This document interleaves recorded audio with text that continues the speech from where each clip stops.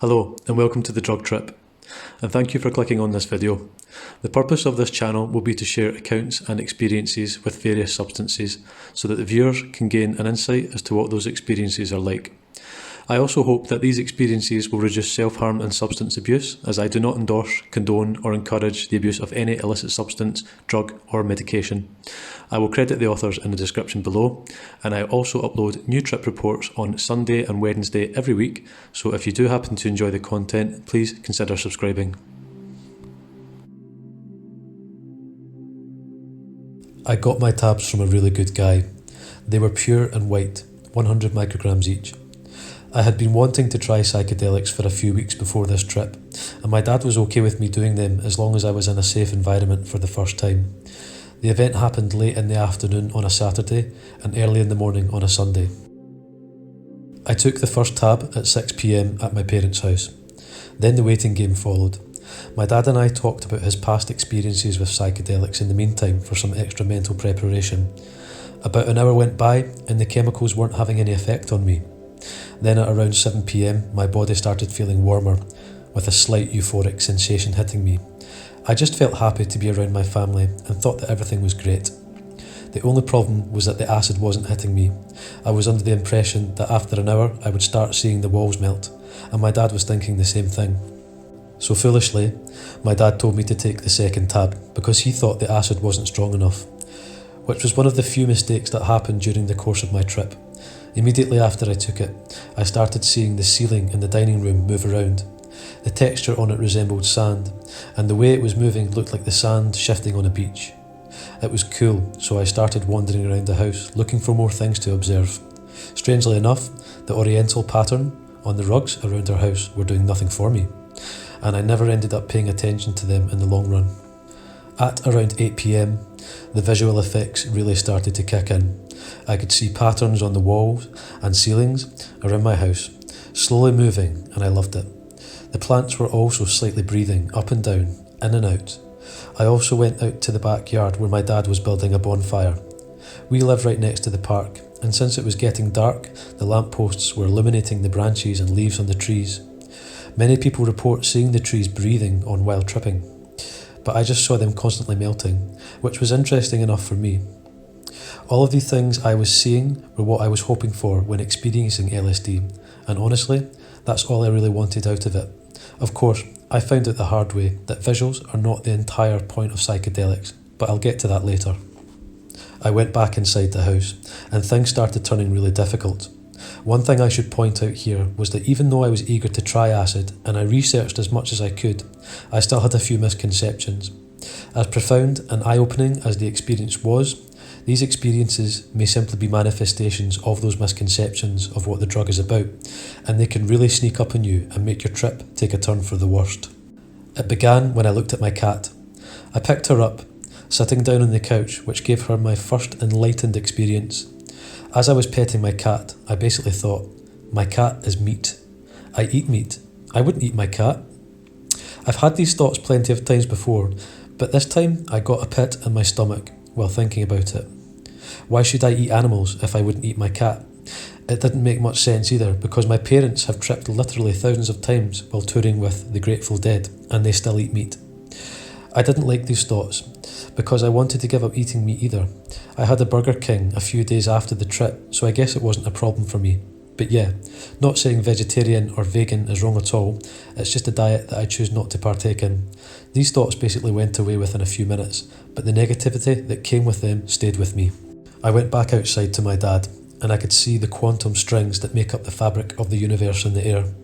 Then I looked up at the clear night sky, and I could see small red dots orbiting around the stars, which I perceived to be planets.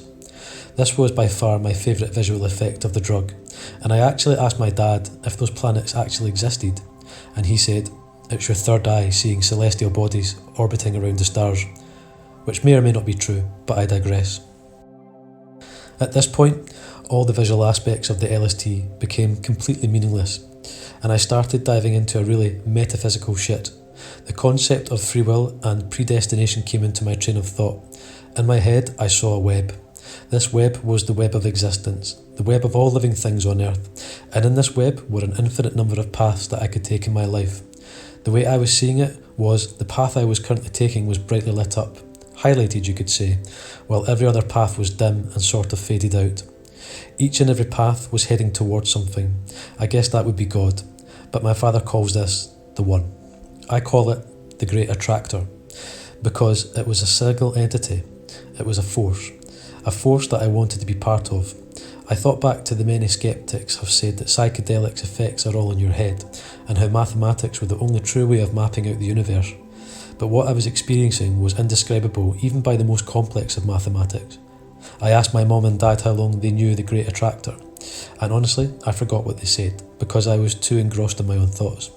The funny thing is, my dad reminded me of a shaman while he was standing in front of the bonfire he made, which made me have another epiphany. That's why shamans exist. They want to be part of the Great Attractor while still alive on Earth. In a nutshell, I concluded that the whole point of living was to discover the Great Attractor, and once you knew the Great Attractor's existence, you die. I started to get scared here. Extreme panic and anxiety started engulfing my body, and this was near the peak of the trip at around midnight. In my mind I was saying, yeah, I discovered the meaning of life, but that doesn't mean I want to die right then and there, so close to my 19th birthday.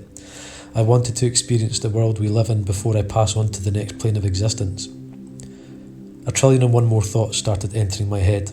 Oh God, I'm becoming too enlightened. The Great Attractor wants me to have a heart attack so I can die and be part of it. I can see my path in the web of existence become more and more alone because no one has experienced this level of enlightenment before, not even in the 60s. Please stop, please stop, please stop. Keep in mind that all these were internal thoughts. Externally, I was trying to keep as calm as I possibly could so that I wouldn't freak out my parents. Even though there was a battle in my mind between calling 911 or not, I was convinced that I was going to die, thinking now this is probably the ego death that everyone refers to. Nothing was calming those feelings down. I took a walk around the park. I listened to music. I tried eating and drinking. My mom gave me a massage. Nothing worked.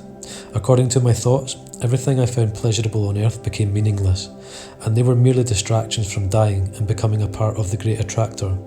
My thoughts made me think that my parents were lesser beings for not achieving as high a level of consciousness as I was. To tell you the truth, they weren't being very good babysitters in the first place, focusing more attention on the Notre Dame game than their son who was tripping his balls off. Anyway, this negative thought loop just kept going on and on and on, and the time seemed to be slowly, rapidly dying. It felt like I would never get out of this trip. Thankfully, this was the point where I started entering my come down stage, which was probably around 2 AM. I told my dad that I wanted to take a walk along my town's main street. I live in a big 10 college town and attend said college too, because I was still having a plethora of paranoid thoughts like, oh shit, maybe this is the type of trip that's something only people my age can understand, so if I engage with other college kids, they would understand what I'm feeling. So we did. It was Saturday night, Sunday morning, so the street was fully packed with college kids. Along with my panic thoughts of some imminent force killing me, I began experiencing auditory hallucinations for the first time. As I was walking, I could hear and decipher everyone's conversations. I can't remember anything specific, but I could literally hear what everyone in the bar across the street from me was saying. It was interesting, and one of the few other silver linings that happened to me on my otherwise terrifying trip. We bought some treats at a convenience store and then went back home. Not much else happened that night. I remember my dad driving me back to my dorm and then to the lake, and talking to him about how scary my trip was. But at that point, the anxiety really started wearing off. It wasn't until 4:30 or 5 AM when I went back home and slept in my parents' bed. I actually did fall asleep too, but only for 5 hours. When I woke up, I grabbed my belongings and went back to my dorm room. So there you go. The trip was a mindfuck and a life-changing experience. But I really don't know if I want it to be life-changing. Maybe they can be therapeutic for some people, but all it made me do was question the nature of time and reality way too much. I also had panic attacks from smoking weed because it takes me back to that fear-driven tripping mindset. I've experimented with stuff like mushrooms and MDA as well, with most of those experiences being pretty good, but I just think I'm done with psychedelics forever. Thank you very much, and I hope you enjoyed listening to this experience. If you did, please consider liking the video and subscribing. If you would like me to upload a particular drug experience, please let me know in the comments below. Above all, please be safe, be responsible, and be well.